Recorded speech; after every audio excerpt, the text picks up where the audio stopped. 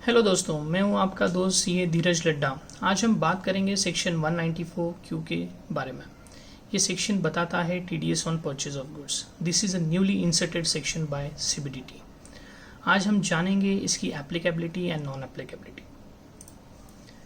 ये section applicable है only related to the purchase of goods. Buyer को seller का टीडीएस डिडक्ट करना होगा, बट कब? जब सेलर रेसिडेंट है। It means who is an Indian, who is having Indian citizenship, जिसमें परचेज की लिमिट मोर देन 50 lakhs, अगर बायर परचेज करता है सेलर से मोर देन 50 lakhs ऑफ गुड्स, तभी ये सेक्शन एप्लीकेबल होगा।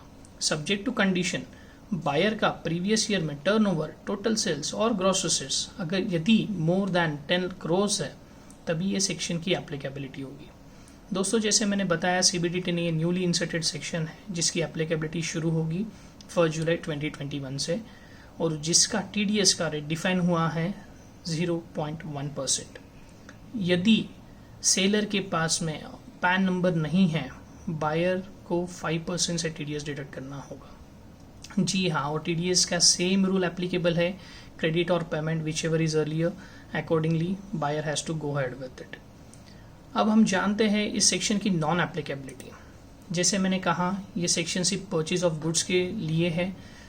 What ever the kind of services, वो इसमें एप्लीकेबल नहीं होगी।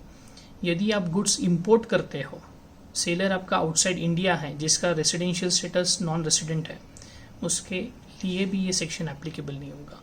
इन a year purchase of goods की वैल्यू यदि लेस देन 50 lakhs है, तब भी ये सेक्शन एप्लीकेबल नहीं होगा।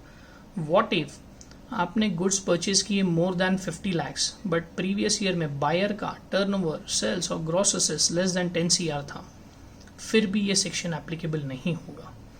इन एडिशन टू दैट, अगर हमने टीडीएस इस ट्रांजैक्शन के रिलेटेड ऑलरेडी डिडक्ट किया हुआ है, और जहां पे सेक्शन 206C जो टीसीएस रिलेटेड है, वहां पर भी इस सेक्शन की एप्लीकेबिलिटी नहीं आएगी।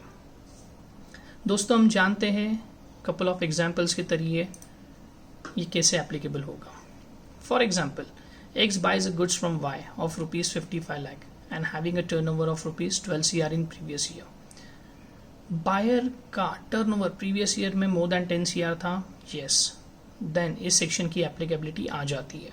सब्जेक्ट टू कंडीशन, क्या बायर ने मोर देन 50 lakhs के गुड्स परचेज किए हैं? Yes. So how TDS should be deducted? 55 lakhs minus threshold limit of 50 lakh, मेरे पास में बैलेंस बचता है 5 lakh rupees, multiplied by TDS rate. अब हम जानते हैं एग्जाम्पल 2 के जरिए। सेम एग्जाम्पल है दोस्तों, जहां पे सिर्फ मैंने टर्नओवर की वैल्यू चेंज की है, which is instead of 12 CR it is 3 CR।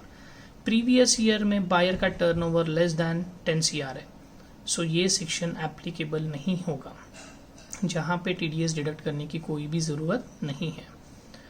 अब जानते हैं लास्ट एग्जाम्पल के ज़रिए।